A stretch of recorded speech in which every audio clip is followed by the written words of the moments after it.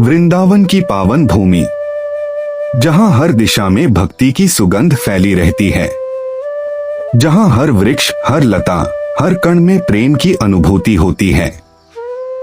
सुबह का समय था।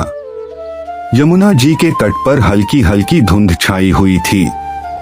सूरज की कोमल किरणें जब जल पर पड़ती तो ऐसा लगता मानो सोना बिखर गया हो।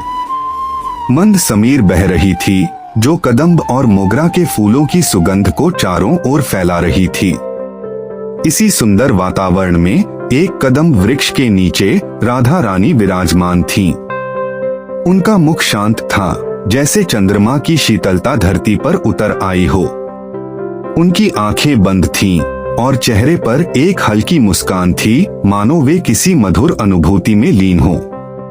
उनके लंबे काले घने केश खुले हुए थे, जो हवा के साथ लहराते हुए उनकी सुंदरता को और भी दिव्य बना रहे थे। उनके चारों ओर सखियां बैठी थीं। कोई फूलों की माला बना रही थी, कोई मधुर गीत गुनगुना रही थी और कोई बस राधा जी को निहार रही थी। तभी वातावरण में एक मधुर ध्वनि गूंजी, बांसुरी की धुन। जैसे ही वह ध्वनि सुनाई दी, राधा जी की मुस्कान और गहरी हो गई। सखियां एक दूसरे को देखकर मुस्कुराने लगीं। श्याम आ गए।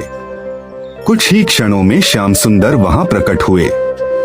पीतांबर धारण किए, सिर पर मुकुट, चेहरे पर दिव्य तेज और आंखों में अथाह प्रेम। उन्होंने आते ही राधा जी को देखा और जैसे सब कुछ थम गया। वे कुछ पल वहीं खड़े रहे, बस उन्हें देखते हुए। फिर धीरे धीरे उनके पास आए और पास बैठ गए। उन्होंने मुस्कुराते हुए कहा, राधे, आज तुम्हारे ये केश कुछ ज्यादा ही उलझे हुए लग रहे हैं। क्या मैं इन्हें सुलझा दूं?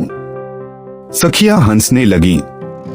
राधा जी ने धीरे से आंखें खोली, श्याम सुंदर की ओर देखा और बिना कुछ कहे अपनी मौन स्वीकृति दे दी।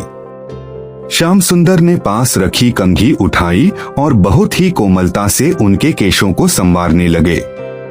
शुरुआत में सब सरल था, लेकिन जैसे ही उन्होंने कंघी आगे बढ़ाई, एक उलझन सामने आई। उन्होंने उसे धीरे से सुलझाया, फिर दूसरी, फिर तीसरी, और धीरे धीरे ऐसा लगने लगा कि केश सुलझने के बजाय और उलझते जा रहे हैं। सखियां यह सब देख रही थीं। एक सखी ने मुस्कुराते हुए कहा, लगता है आज श्याम सुंदर की परीक्षा है। ये केश है या कोई लीला? जितना सुलझाओ उतना उलझते जा रहे हैं। उन्होंने हार नहीं मानी। वे और भी ध्यान से केश सुलझाने लगे। उनके स्पर्श में इतनी कोमलता थी, जैसे वे किसी अनमोल खजाने को छू रहे हों। वे हर उलझन को धैर्य से सुलझाते, बिना किसी जल्दबाजी के, बिना किसी शिकायत के, बस प्रेम और सेवा। समय धीरे धीरे बीतने लगा। सूरज ऊपर चढ़ गया, दोपहर होने लगी, लेकिन श्याम सुंदर अब भी वहीं बैठे थे, पूरे मन से केश सुलझाते हुए। उनके माथे पर पसीने की हल्की बूंदें आ गई थीं, लेकिन चेहरे की मुस्कान अभी भी बनी हुई थी। राधा जी की आंखें बंद थीं, पर उनके मन में भावों का सागर उमड़ रहा था। हर स्पर्श, हर प्रयास उन्हें भीतर तक छू रहा था। उन्हें ऐसा लग रहा था मानो समय ठहर गया हो और यह क्षण अनंत हो गया हो।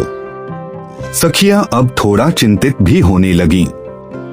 एक सखी बोली, अब तो बहुत समय हो गया, केश अभी तक नहीं सुलझे। दूसरी ने कहा, राधे, आप खुद ही सुलझा लीजिए, ये तो शाम तक भी नहीं सुलझेंगे।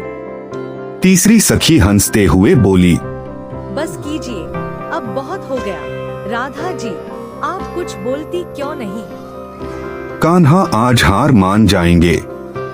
लेकिन श्याम सुंदर ने हार नहीं मानी।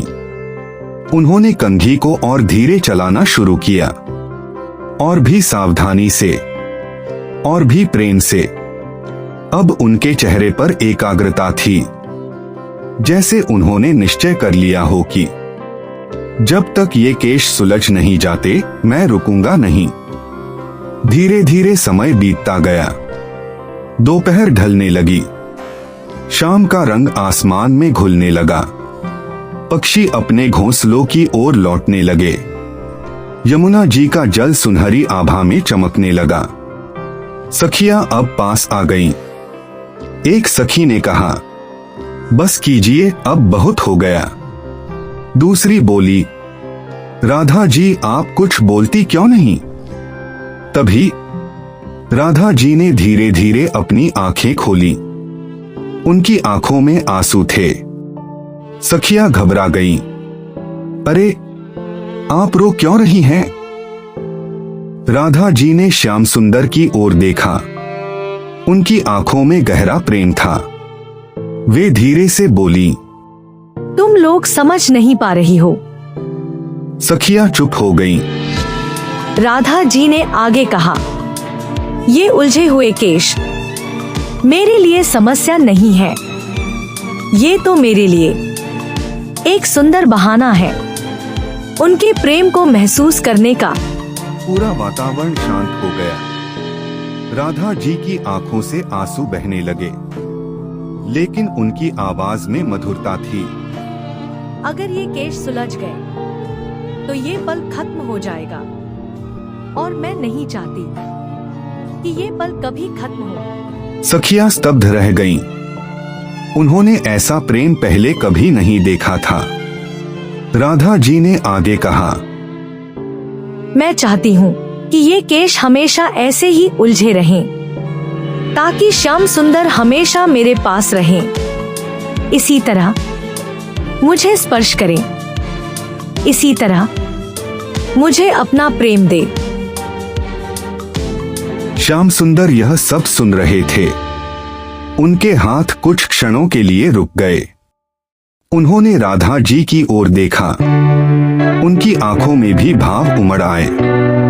वे मुस्कुराए और धीरे से बोले, राधे, तुम्हारा प्रेम ही मेरी सबसे बड़ी शक्ति है। फिर उन्होंने कंघी उठाई और फिर से केश सुलझाने लगे, लेकिन अब उनके हर स्पर्श में और भी गहराई थी, और भी समर्पण था। रात होने लगी। आसमान में चांद निकल आया। चांदनी चारों ओर फैल गई। सखियां अब शांत थीं, बस उस दिव्य दृश्य को देख रही थीं। अब उन्हें समझ आ गया था, यह कोई साधारण घटना नहीं थी। यह प्रेम की लीला थी, जहां उलझन भी आनंद बन जाती है, जहां कठिनाई भी मधुर बन जाती है, और जहां सेवा ही सबसे बड़ा सुख बन जाती है। राधा जी ने फिर से अपनी आंखें बंद कर ली। श्याम सुंदर अब भी उनके केश सुलझा रहे थे, धीरे धीरे, प्रेम से, बिना किसी जल्दबाजी के। और शायद उनके मन में भी यही इच्छा थी कि ये पल कभी खत्म न हो। संदेश मोरल, सच्चा प्रेम कभी जल्दबाजी नहीं करता। वह हर क्षण को जीता है। जहां प्रेम होता है, वहां उलझने भी सुंदर बन जाती हैं, और जीवन की हर कठिन